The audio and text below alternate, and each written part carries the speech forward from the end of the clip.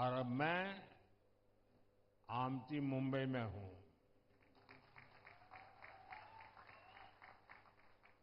पूरे महाराष्ट्र का आशीर्वाद आज महायुति के साथ है।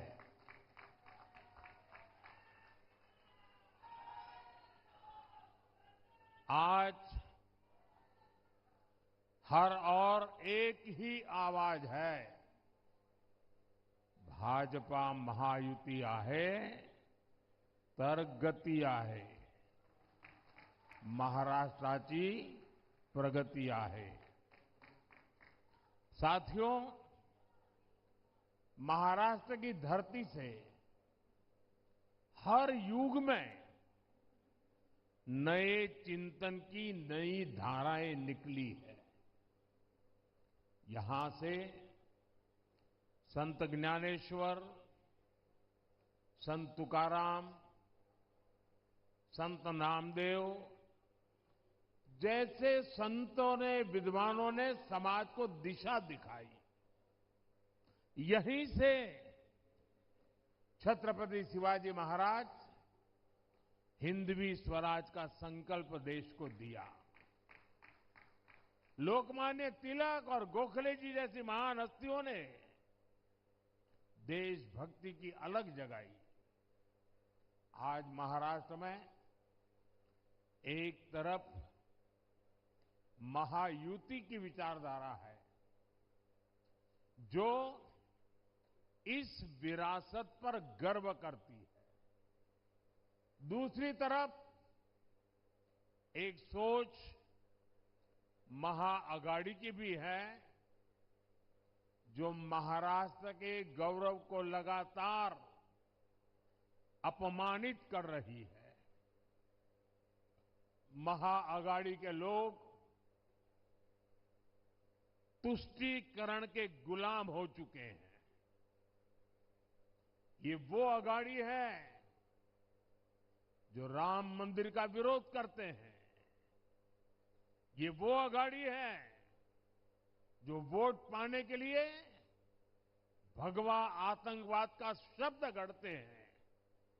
ये वो अगाड़ी है जो आए दिन वीर सावरकर का अपमान करते हैं। ये वो अगाड़ी है जो कश्मीर में 370 की वापसी के लिए प्रस्ताव पारित करते हैं। ये कश्मीर में बाबा साहब आंबेडकर का संविधान लागू करने का विरोध करते हैं। साथियों, राजनीति में एक दूसरे पर वार पलटवार करना समझ में आता है, लेकिन जब बात देश की उपलब्धि की हो तो हर राजनीतिक दल का कर्तव्य है कि वह देश को अपने दल से ऊपर रखे।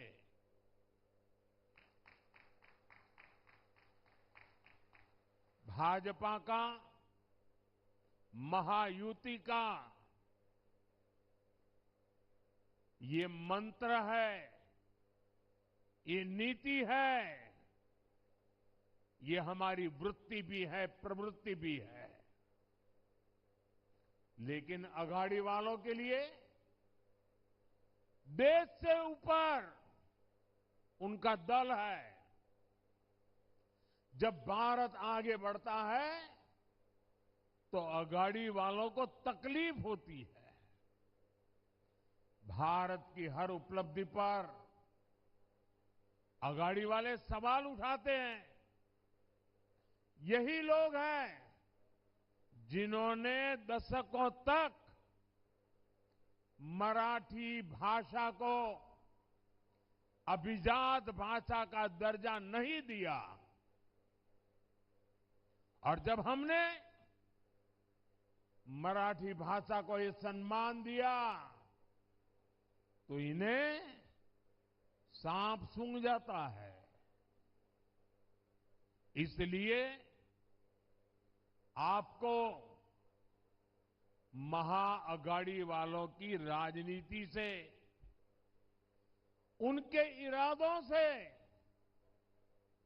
बहुत सावधान रहना है। साथियों, मुंबई सपनों का शहर है, तो महायुति सपनों को सिद्ध करने वाला गठबंधन है। देश का गरीब, मध्यम वर्ग और सामान्य मानवी, जिसे दशकों तक खुलकर सपने देखने का भी मौका नहीं मिला, आज उसके सपने पूरे हो रहे हैं। हमारी सरकार ने स्टार्टअप इंडिया अभियान शुरू किया। आज मुंबई में बड़ी संख्या में स्टार्टअप आ रहे हैं। वो गरीब जिसे पहली बार पीएम आवास योजना में पक्का घर मिला है, वो मिडिल क्लास जिसे कम ब्याज पर होम लोन मिल रहा है, रेरा कानूनों के बाद जिसे पूरे जीवन की कमाई गंवाने का डर अब खत्म हो चुका है, वो आज अपने भविष्य को लेकर निश्चिंत हुआ है। आप मुंबई के रेहड़ी पटरी वालों पर नजर डालिए। आज लगभग 70 लाख रेहड़ी पटरी वालों को पीएम स्वनिधि योजना की मदद से अपना व्यापार बढ़ाने में मदद मिली है, और इसका फायदा यहां मुंबई के भी हमारे 1 लाख से ज्यादा रेहड़ी पटरी वालों को मिला है। और मैं मुंबई के हमारे साथियों का आभार व्यक्त करता हूं कि 1 साल पहले मुझे इन सभी रेहड़ी पटरी वालों के कार्यक्रम में आने का अवसर मिला था, और उनके चेहरे पर जो उमंग था, उत्साह था, कुछ कर गुजरने का मादा था, वो वाकई प्रेरणा देने वाला था।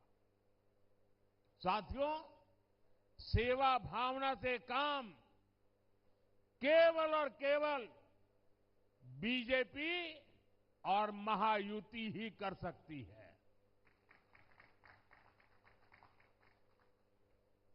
और मैं बड़ी नम्रतापूर्वक आपको कहना चाहता हूं, और आप मेरे जीवन की हर गतिविधि से मेरी बात को एक तराजू से तोल सकते हैं, और इसलिए मैं जिम्मेवारी के साथ भी कहता हूं और पूरी नम्रता से कहता हूं, आपके सपने ही, आपके सपने ही हमारे संकल्प है।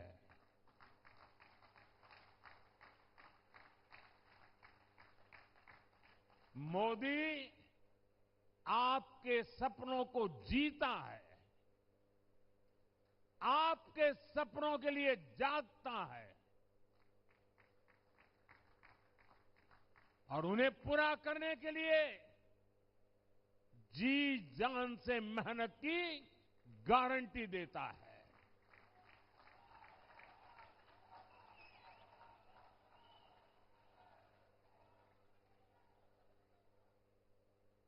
साथियों, आज दुनिया का हर देश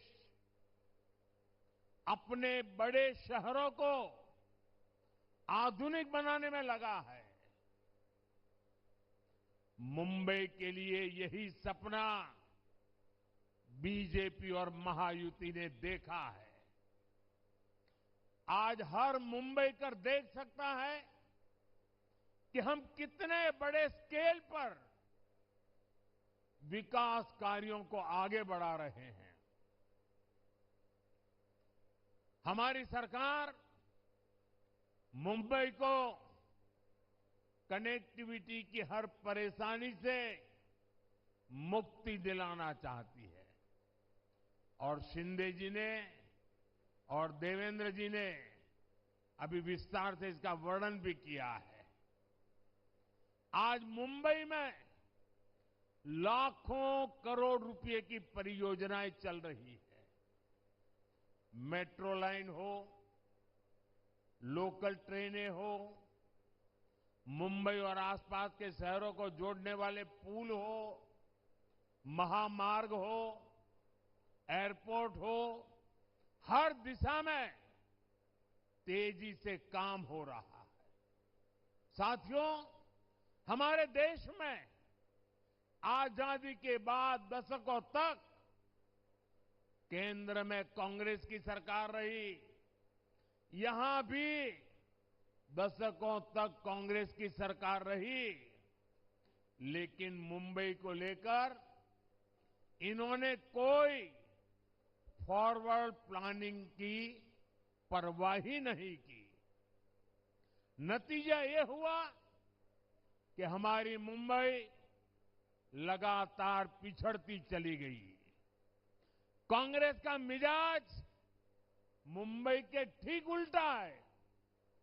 मुंबई का मिजाज यानी ईमानदारी और कड़ी मेहनत।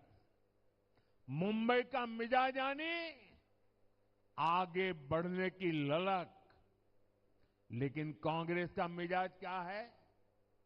कांग्रेस का मिजाज है भ्रष्टाचार। कांग्रेस का मिजाज है देश को पीछे धकेलना।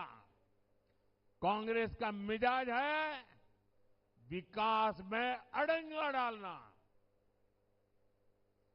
आपको याद रखना है, इन्होंने अटल सेतु का विरोध किया था, इन्होंने मेट्रो का विरोध किया था। हम जब इनोवेशन की बात कर रहे थे, हम जब डिजिटल इंडिया और यूपीआई की बात कर रहे थे, तब कांग्रेस और उसके साथी टेक्नोलॉजी और यूपीआई का मजाक उड़ाते थे। ऐसी सोच वाले लोग मुंबई को कभी आगे नहीं ले जा सकते। साथियों, हमारी मुंबई जोड़ने में विश्वास करती है, लेकिन कांग्रेस और अघाड़ी केवल और केवल तोड़ने की बात करते हैं। मुंबई में हर जाति समुदाय के लोग आते हैं, हर भाषा के लोग आते हैं, एक साथ रहते हैं, लेकिन महाअघाड़ी वाले जाति के नाम पर लोगों को लड़वाने में लगे हैं। साथियों, कांग्रेस का शाही परिवार दलितों, पिछड़ों, आदिवासियों से नफरत करता है। सरकार बनाने के लिए तड़प रही कांग्रेस बिना पानी को जैसे मछली तड़पती है ना, वैसे एसटी, एससी, ओबीसी की एकजुटता तोड़ना चाहती है। इसलिए वो एसटी की जातियों को आपस में लड़ा रही है, एससी, ओबीसी की जातियों को आपस में लड़ा रही है। ये जातियां लड़ेगी तो कमजोर होगी, और जितनी ज्यादा जातियां कमजोर होगी, कांग्रेस मजबूत होती चली जाएगी। मजबूत कांग्रेस सरकार में आकर एसटी, एससी, ओबीसी की उनको तबाह करेगी, आपका आरक्षण छीन लेगी। और इसलिए ही मैं बार बार कह रहा हूं, आज इस बात की सबसे ज्यादा जरूरत है जिस प्रकार से अघाड़ी के लोग कारनामे कर रहे हैं, जिस प्रकार से कांग्रेस के शाहजादे देश में तबाही की भाषा बोल रहे हैं, तब आज एक बात बहुत जरूरी हो गई है और वो है एक है तो सेफ है, एक है तो एक है तो एक है तो मुंबई तो बाला साहब ठाकरे के सिद्धांतों का शहर है। मुंबई स्वाभिमान का शहर है, लेकिन अघाड़ी में एक ऐसा दल है जिसने बाला साहब का अपमान करने वाली कांग्रेस के हाथ में अपना रिमोट कंट्रोल दे दिया है। और इसलिए मैंने इन्हें चुनौती दी थी कि कांग्रेस के मुंह से, कांग्रेस के शहजादे के मुंह से बाला साहब ठाकरे की प्रशंसा के लिए कुछ बात जरा बुलवा के दिखा दीजिए। अरे एक बार तो कांग्रेस के शाहजादे से मुंह से निकलवाइए, हिंदू हृदय सम्राट बाला साहब ठाकरे।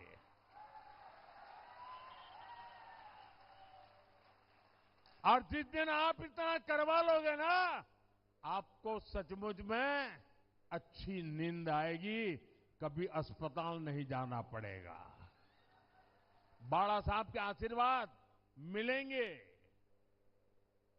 आज तक ये लोग कांग्रेस से, कांग्रेस के शाहजादे से बाला साहब ठाकरे की प्रशंसा नहीं करवा पाए हैं।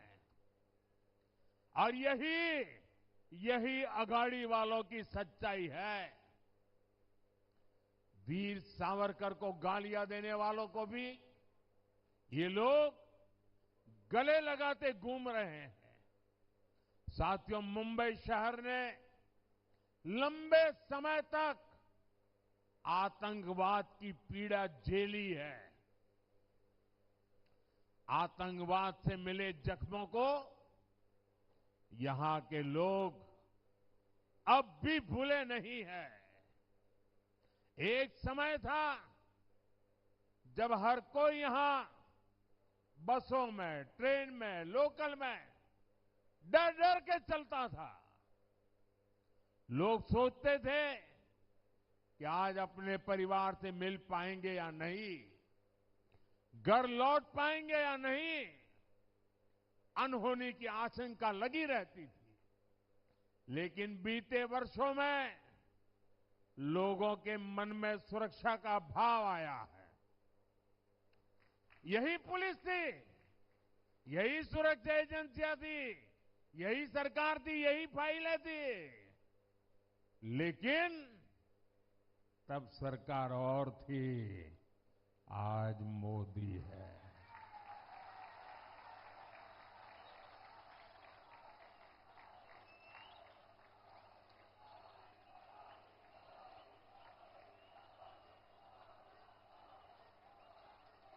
आपको सोचना है कि क्यों जब कांग्रेस सरकार थी तो मुंबई समेत देश भर में आतंकी घटनाएं होती रहती थी।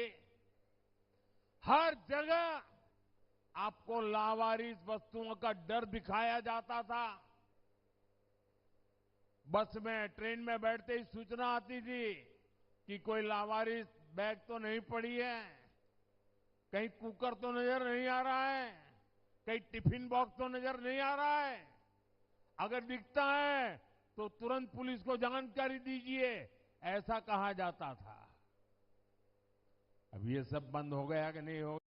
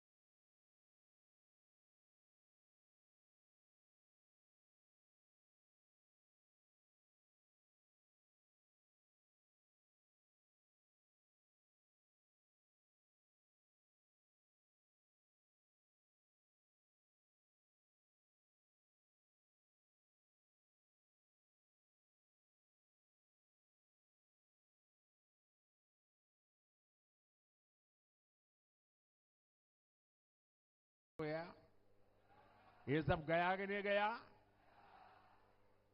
आज देश में मोदी की सरकार है, आतंक के आकाओं को पता है, अघाड़ी वालों को हो या ना हो, भारत के खिलाफ कुछ किया, मुंबई के खिलाफ कुछ किया, तो मोदी पाताल में भी उन्हें छोड़ेगा नहीं।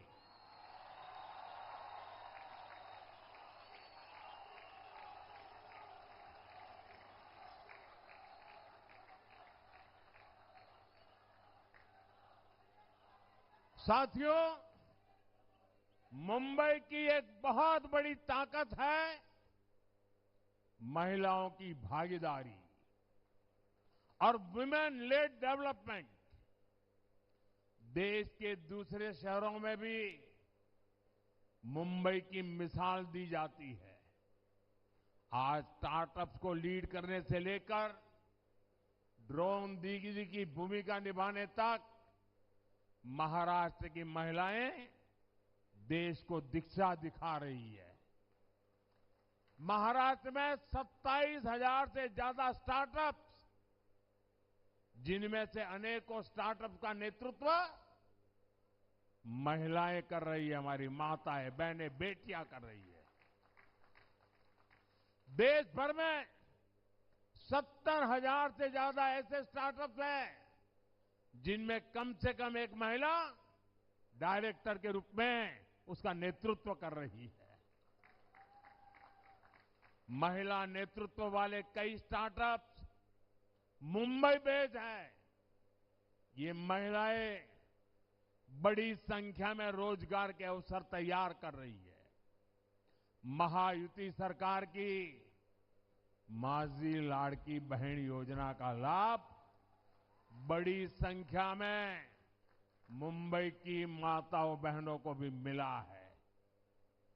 पीएम आवास योजना के तहत जो घर मिले हैं, उनमें से अधिकतर घर भी महिला सदस्य के नाम पर है। इससे महिलाओं के सामाजिक आर्थिक सशक्तिकरण में तेजी आई है। साथियों, मुझे पता है मुंबई का जोश कभी ठंडा नहीं पड़ता और मुंबईकर अपनी जिम्मेदारी पूरी जी जान से निभाते हैं। और इसलिए 20 तारीख को रिकॉर्ड मतदान की जिम्मेदारी मैं आप सब मेरे साथियों को देकर के जाता हूं।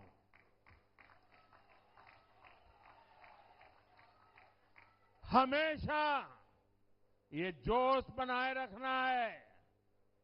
हमें महायुति के सभी उम्मीदवारों को भारी बहुमत से विजयी बनाना है और आपको मुंबई में महायुति की नई सरकार के शपथ ग्रहण की तैयारी भी करनी है।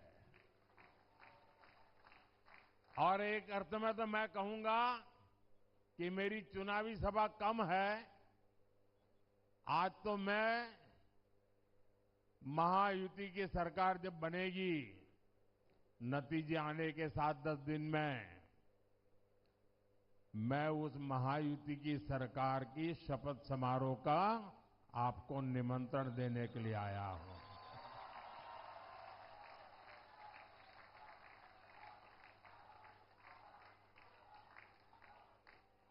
साथियों, मैंने इस बार झारखंड का चुनाव भी देखा है, महाराष्ट्र का चुनाव भी देखा है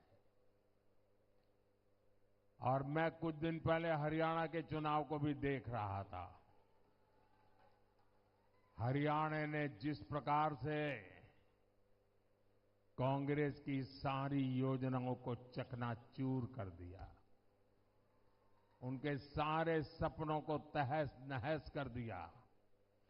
जितने मुद्दे उन्होंने उठाए, हर मुद्दे को हरियाणा के लोगों ने करारा जवाब दिया। और मैं कह सकता हूं झारखंड और महाराष्ट्र में भी हरियाणा से भी ज्यादा करारा जवाब ये महाआघाड़ी वालों को मिलने वाला है।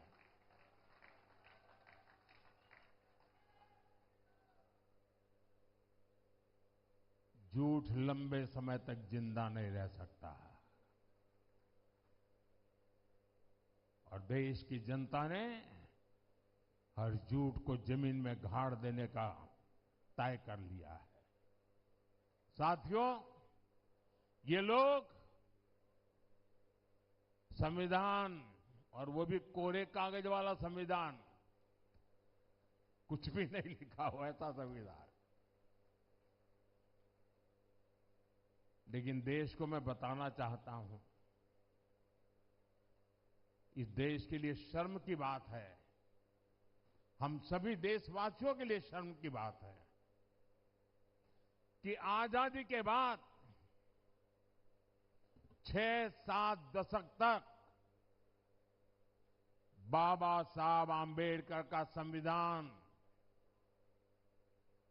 जो हम सबको चलाता था, वो बाबा साहब आंबेडकर का संविधान पूरे हिंदुस्तान में लागू नहीं हुआ था और ये बात ये कांग्रेस वालों ने छुपाए रखी थी।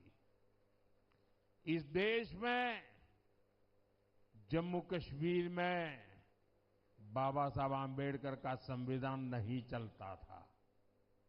वहां विधान अलग था, वहां प्रधान अलग था और वहां का निशान भी, झंडा भी अलग था। 6-6, 7-7 दशक तक बाबा साहब का अपमान इन्होंने किया था। 370 की ऐसी दीवार खड़ी कर दी थी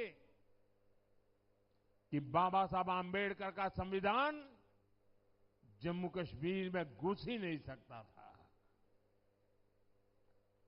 जब आपने मोदी को सेवा का अवसर दिया, 370 को हमने जमीन में गाड़ दिया है।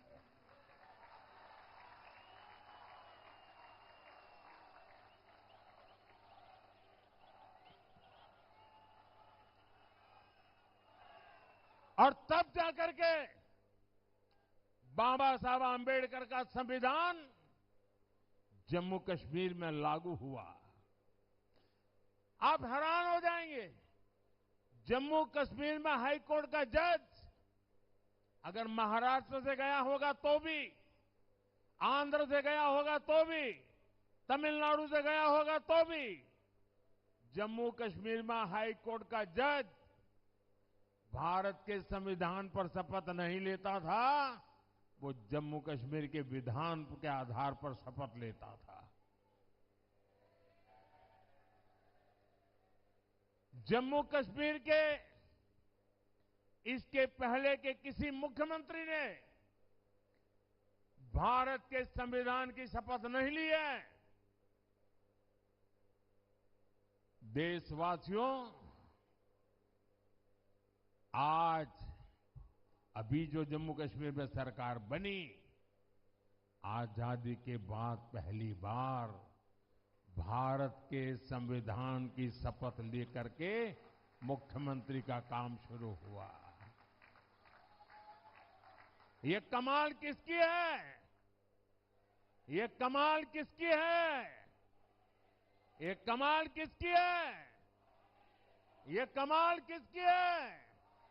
ये कमाल मोदी की नहीं है, ये आपके एक वोट की ताकत है कि 370 जमीन में चली गई।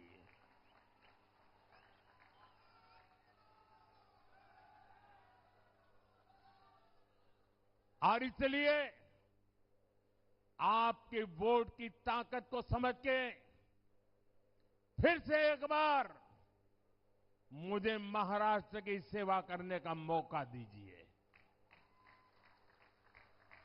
मुझे आपके सपनों के लिए जी जान से जुटने का अवसर दीजिए।